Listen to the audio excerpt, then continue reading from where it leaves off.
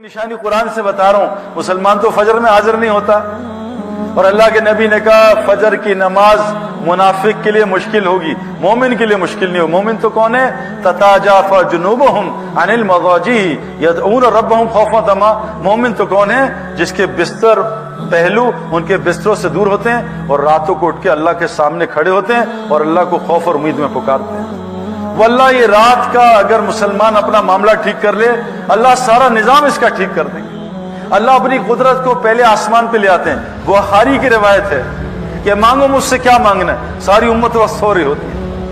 متقی کی صفت چوتھی کیا ہے؟ راتوں کو بستر پہ تھوڑا سوتے ہیں، مصلوں پہ زیادہ ہوتے ہیں۔ میرے پیاروں، یہ بڑا عمل بتا رہا ہوں رزق کا آپ کو۔ ہم اپنی نمازوں کو ٹھیک کریں۔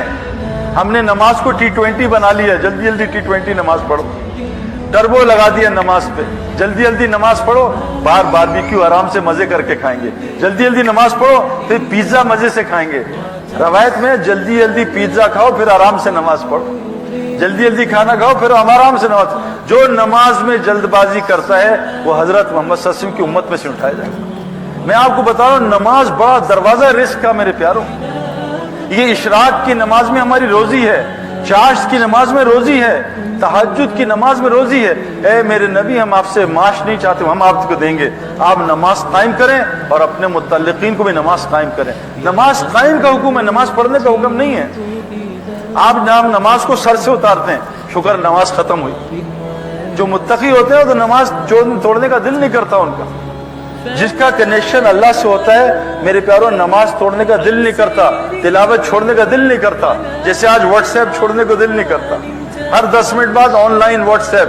ہم قرآن میں روزانہ کتنا آن لائن ہوتے ہیں بھائی، کتنا واٹس ایپ اور کتنا قرآن۔ اس لیے چوتھا عمل کیا بتایا؟ تہجد پڑھو لمبی۔ پانچواں عمل بتایا آخری جب رات ہوتی ہے نا، سحری کا ٹائم، اس وقت استغفار کرتے ہیں۔ اور استغفار وہ چیز ہے، حدیث میں آتا ہے جو استغفار کو لازم پکڑتا ہے اس کو وہاں سے روزی دوں گا جہاں سے اس کو گمان نہیں۔ اور یہ جو اولاد کا نسخہ استغفار کا ہے، کیا نسخہ ہے؟ 300 دفعہ استغفار کرو، جتنا گناہ کبیرہ چھوڑ دو، اور سورہ نوح کی 10، 11، 12 نمبر آیت کثرت سے پڑھو، اور حضرت زکریا علیہ السلام اور حضرت ابراہیم السلام کی اولاد کی دعائیں 2 پڑھ لو۔ یہ چند مہینے کر لو بے اولاد کو۔ ایک آدمی کو میں نے بتایا 17 سال بعد اللہ نے اولاد دی۔ ایک امریکن کپل، گجراتی انڈیا کا، میں نے امریکہ میں جا کے بتایا 11 سال اولاد نہیں تھی، 1.5 سال بعد اللہ نے اس کو جڑواں بچے دیا۔ استغفار سے اللہ ہر مسئلہ حل کر دے۔ تو کہا یہ متقی سحری میں استغفار کرتے ہیں۔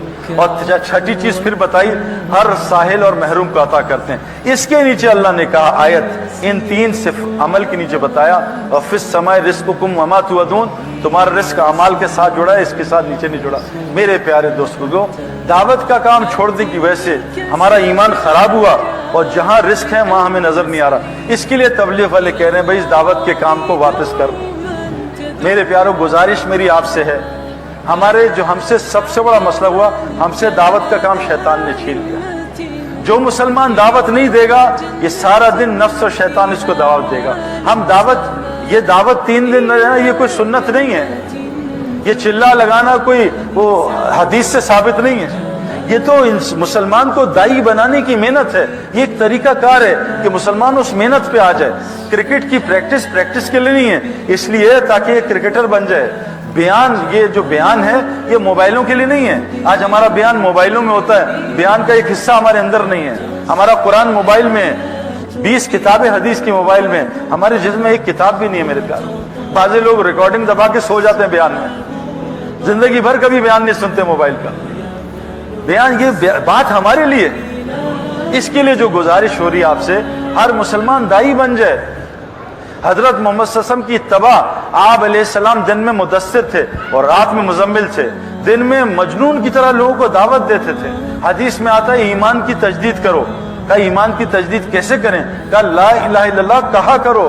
ہم صرف پڑھنے میں لگ گئے، پڑھنا الگ محنت ہے۔ جو لا الہ الا اللہ کا ذکر تنہائی میں نہیں کرے گا، اس کی دعوت میں اللہ جان نہیں رکھیں گے۔ جو تنہائی میں دعا تلاوت نہیں کرے گا، اس کی دعوت پھوکی ہوگی۔ لیکن حکم ہے ایمان کی تجدید کرو، لا الہ الا اللہ کو کثرت سے بولا کرو۔ میرے پیارو، آج ہم نے کلمے کو بولنا چھوڑ دیا، کلمے کی دعوت چھن گئی۔ یہ اتنا بڑا عمل ہے. قرآن کہہ رہا ہے وَمَنْ أَحْسَنُ قَوْلًا مِّمَّنْ دَعَا إِلَى اللَّهِ, سب سے آسان عمل لوگوں کو اللہ کی طرف بلانا. اللہ فرما رہے ہیں وَاللَّهُ يَدْعُو إِلَى دَارِ السَّلَامِ, اللہ کہہ رہے ہیں میں بھی داعی ہوں. وَاللَّهُ يَدْعُو إِلَى الْجَنَّةِ وَالْمَغْفِرَةِ, اللہ جنت اور مغفرت کی دعوت دے رہے ہیں. تمام انبیاء داعی تھے, یہ امت بھی داعی ہے. آج امت نے دعوت کا کام چھوڑا.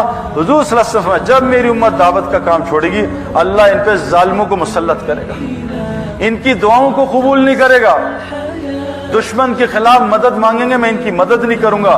قرآن وہی ہے برکت, میں ان کو قرآن وہی کی برکت سے محروم کر دوں گا. آج مسلمانوں کو قرآن سے کوئی فائدہ نہیں ہو رہا. قرآن میں شفا ہے, کس مسلمان کو قرآن سے شفا مل رہی ہے؟ سورہ فاتحہ میں شفا ہے, کتنے مسلمانوں کو شفا سورہ فاتحہ سے ملتی ہے؟ زیتون میں, انجیر میں اور شہد میں شفا ہے, کتنے مسلمانوں کو اس سے شفا مل رہی ہے؟ پوری دنیا کے مسلمان دوائیوں میں غرق ہوئے ہیں میرے پیاروں. لیکن شفا کس کے لیے؟ مومن کے لیے. مومن بننے کی یہ محنت ہے. اس کے لیے آپ سے گزارش کر رہے ہیں, چند گزارشات میں آخری آپ سے کر رہا ہوں. میرے پیارو, چلا 4 مہینے 3 دن بعد کی بات ہے. ایک چیز دیکھو, روزانہ جم جاؤ گے تو مسل بنیں گے, اور یاد رکھنا کسی چیز کا نور چاہتے ہو اس میں تھکنا پڑتا ہے. جو آدمی جاگنگ میں تھکے گا نہیں وہ ساری زندگی اسٹیمنا نہیں بنا سکتا. جو آدمی جم میں تھکے گا نہیں ساری زندگی اپنے مسل نہیں بنا سکتا. جو آدمی میدان دعوت میں تھکے گا نہیں اس کو دعوت کا نور کبھی نہیں ملے گا.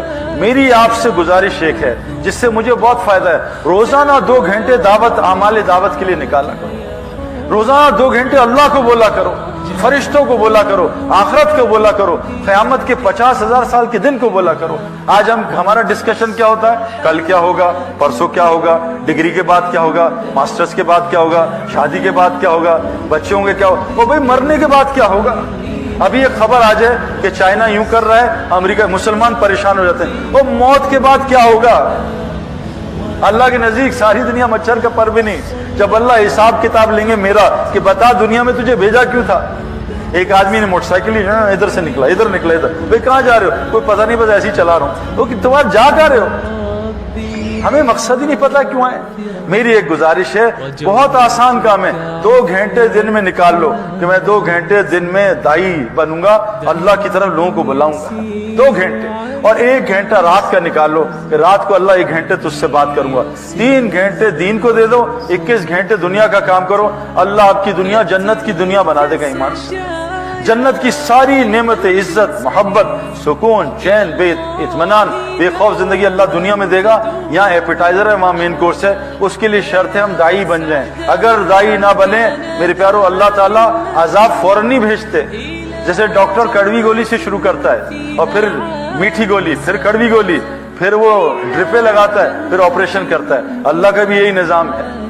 تو آج جو مسلمانوں پہ حالات آئے ہیں, کڑوی گولیاں شروع ہو گئی ہیں, اب پھر آپریشن بھی ہے. اس آپریشن سے بچنے کے لیے اس کام کو کرنا ہے. نبی اب کوئی نہیں آئے گا, حضرت محمد صلی اللہ علیہ وسلم آخری نبی ہیں. اب ہماری آپ کی سب کی ذمہ داری. 6 ارب غیر مسلم ہیں. میرا ایک آپ سے سوال ہے, شیخ سدیس صاحب جمعہ پڑھا رہے ہوں مسجد حرام میں, پیچھے 10 لاکھ آدمی کھڑے ہیں, اور شیخ سدیس صاحب نے جمعے میں کہا اللہ اکبر, خطبے کے بعد نماز شروع ہو گئی اور سورہ فاتحہ شروع کر دی, اور سامنے ایک بچہ ہے 10-11 سال کا نابالغ, وہ کہے چیخے مارے کہ شیخ سدیس میرے کپڑے آگ لگ گئی ہے, مجھے میری جان بچاؤ, میں جل نہ جاؤں. بتاؤ شیخ سدیس نماز ختم کرے اور بچے کو جلنے جائے, یا نماز توڑ کے بچے کی جان بچائے؟ بتائیں بھی کیا کرے. بچے کی جان بچانی چاہیے نا. ایک بچہ 11 سال کا مسلمان ہے, اگر جل بھی جائے سیدھا جنت میں. مسلمان جل کے مرے شہادت کی موت ہے. یہ بچہ, اس کا تو حساب ہی نہیں ہے. اب ایک بچے کی جان بچانا جو مسلمان ہے, دنیا کی آگ سے اس کو بچانے کے لیے نماز اتنی بڑی عبادت ہے کہ طواف بھی, نماز کے لیے طواف بھی بند ہو جاتا ہے. بند کرو طواف, نماز ہو رہی ہے, اتنا بڑا عمل. لیکن ایک بچے کی جان بچانے کی نماز توڑ دو, ساری نماز توڑ دو 10 لاکھ کی, ایک بچے کی جان بتاؤ.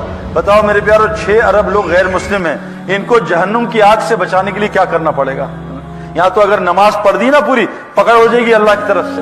توڑو نماز, ایک بچے کو بچاؤ. 6 ارب لوگ جہنم کی آگ میں روزانہ 2 لاکھ جا رہے ہیں, مسلمان کو کوئی فرق ہی نہیں پڑ رہا. بتاؤ ہم بچ جائیں گے؟ میری مسجد میں ایک بچہ آیا 1.5 سال کا, چھوٹا بچہ, رینگتا ہوا آیا دروازے سے. میں نے دیکھا, مجھے پتا ہی کس کا بچہ. میں کہا جاؤ اس کے باپ کو تلاش کرو. وہ باپ پھر رہا تھا, پتہ نہیں کہاں چلا گیا گلیوں میں. 1.5 گھنٹے بعد آیا وہ بچہ, باپ. تو اس نے میں کہا تیرا بچہ ہے, اس نے مجھے گلے لگایا, پہلے خوب رویا میرے سے, جزاک اللہ سعید بھائی, اگر آپ نہ بتاتے میرا بچہ گیا تھا, گیٹ سے نکل گیا باہر, مین روڈ سے مسجد میں آ گیا. تو باپ اتنا خوش ہوا بچے کو, ماں بھی آ گئی, دعائیں دی ہمیں. اگر وہ بچے کو میں جانتا تھا کس کا بچہ ہے, اگر اس کو دیکھ کے میں چھوڑ دیتا اور وہ بچہ غائب ہو جاتا اور باپ کو بتاتا تیرا بچہ مجھے نظر آیا تھا, تو نے لیا نہیں, میں کہا یار میرے پاس ٹائم نہیں تھا, باپ مجھے چھوڑتا زندہ مار دیتا. اور باپ بچے کو میں نے